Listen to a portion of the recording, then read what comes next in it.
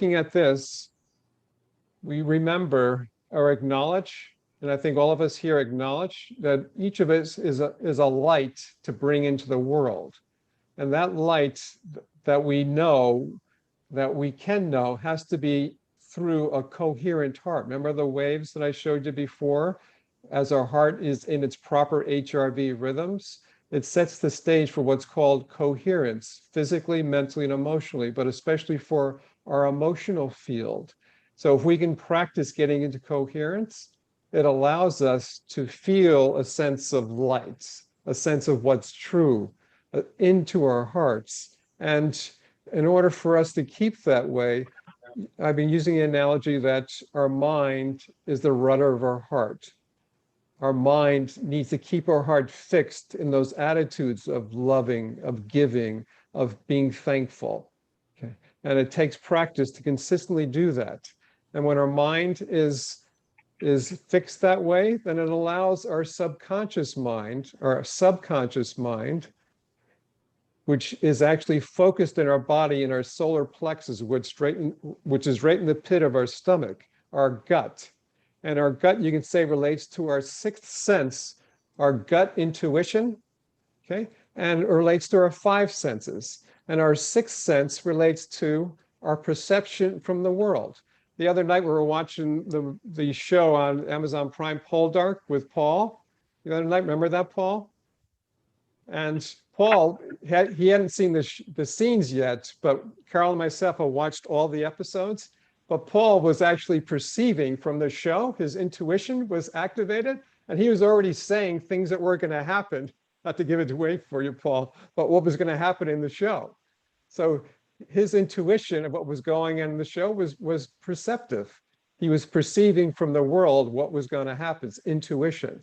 So that takes some expertise. You can say over time, we develop an intuition, or you can say a mastery if we've done, June, with your work, with all that you work with children, and Sharon, I know with your work, and Carol, we all develop perceptions of mastery over time of experiences we've had in the world. Okay, that's our sixth sense. We have our five senses and our sixth sense. Anybody have any more comment about what you think your sixth sense is? Anybody want to comment on that?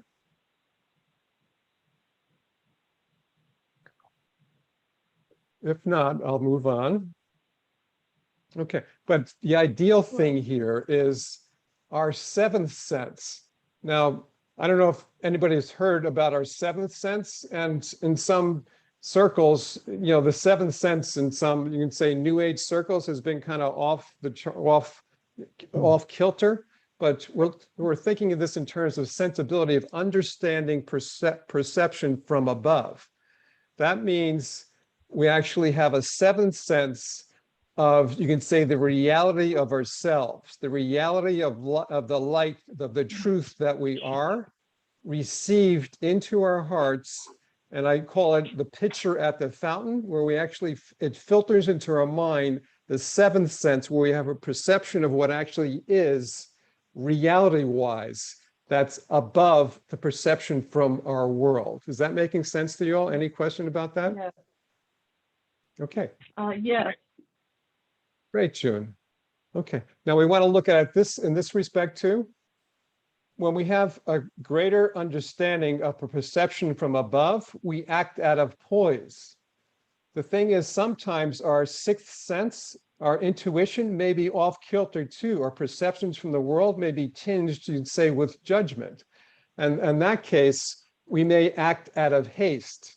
Now, a little situation with us, our dishwasher's been out for the past 3 months, and we've been calling weekly, if not daily basis to see about getting it fixed. And we've had, what, Carol, 6 visits now by repairmen, right?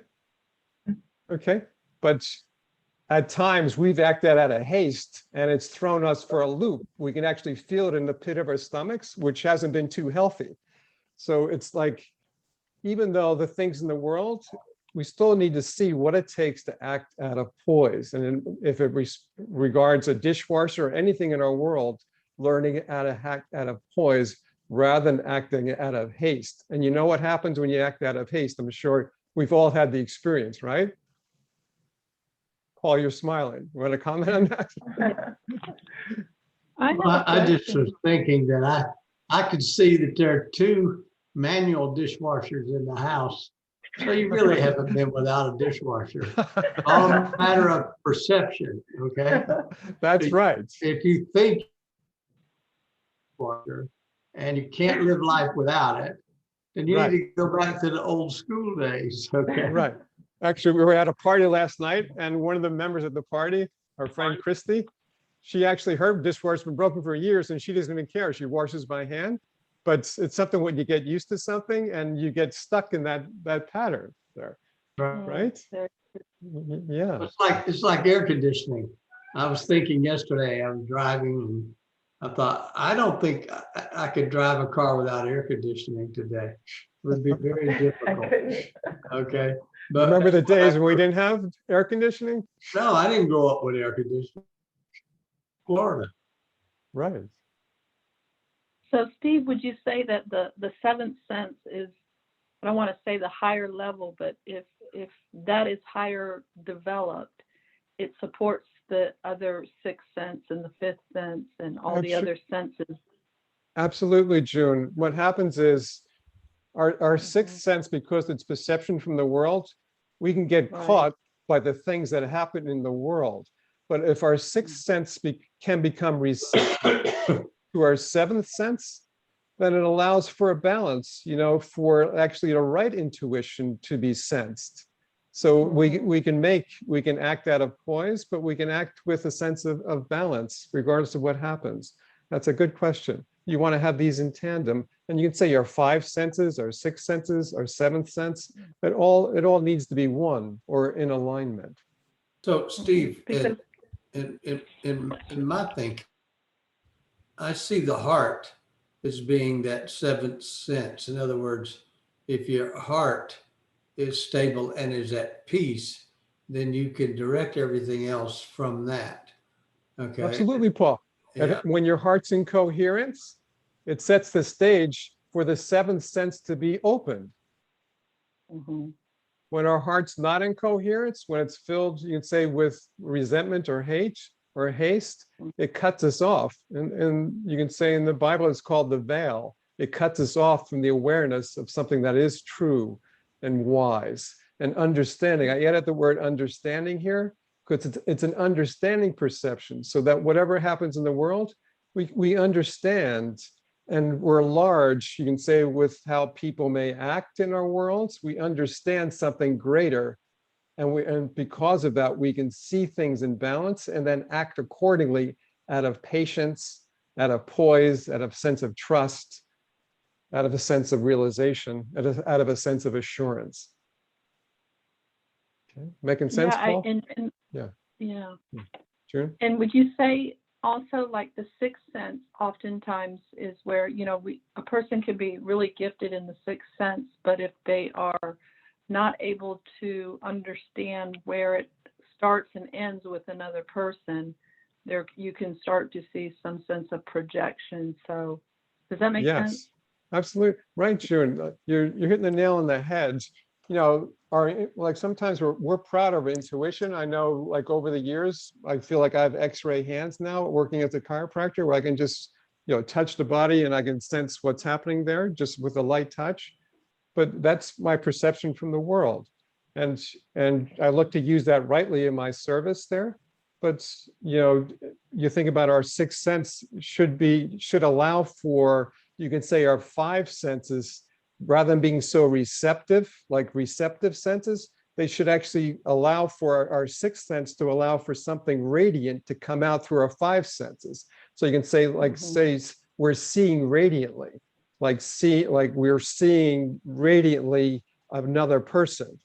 We're hearing, we're tasting, we're touching radiantly, we're extending an influence out. That's a radiant influence of actually the light that we are getting out into the world.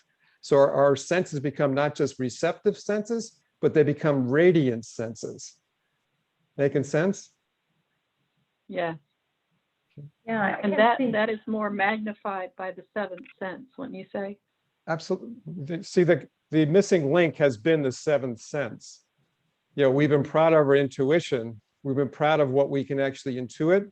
But if it's not having a capstone of the seventh sense we're understanding, again, we can get sidetracked. Sometimes our intuition can lead us into judgment factors, slanting factors, but it needs actually a control factor, and the control factor is our seventh sense. Okay. It's interesting thinking about kids too, like June with your work with kids and Sharon's work.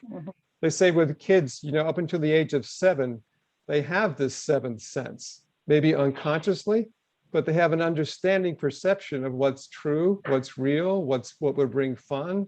I know Paul working, having fun with Henley, your grandson, the other day. He has his seventh sense, like he enjoys his life. He has a seventh sense presence. As we get older, we lose that sense of presence and we lose that sense of joy.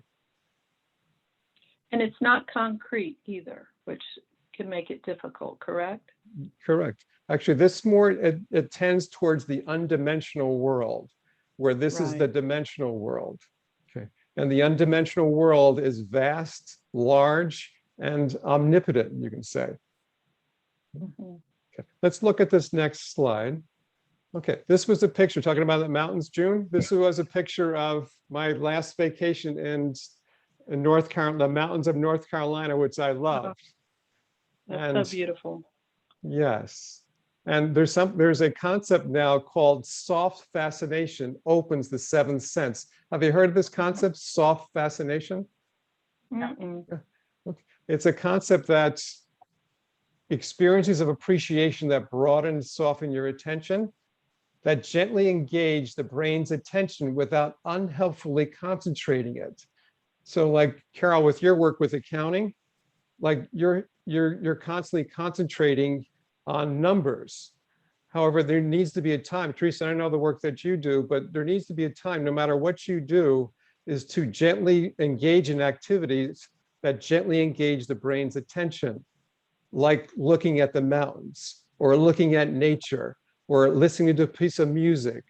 Okay. It's things that gently engage your attention, that allow for your brain to actually find replenishment and serendipity.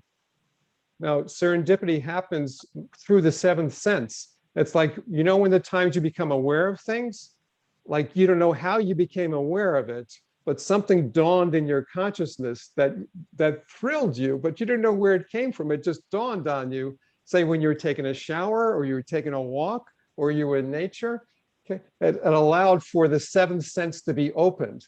June, probably in your work, like you've had that serendipity moment of how to actually work with your children there and the work that you do. I know if I had those moments with my work, it allows for that seventh sense to be opened. Okay, making sense? Any comments? Makes a lot of sense. It seems too, as part of, enhancing these systems that we're all born with and gifted with, of course, that,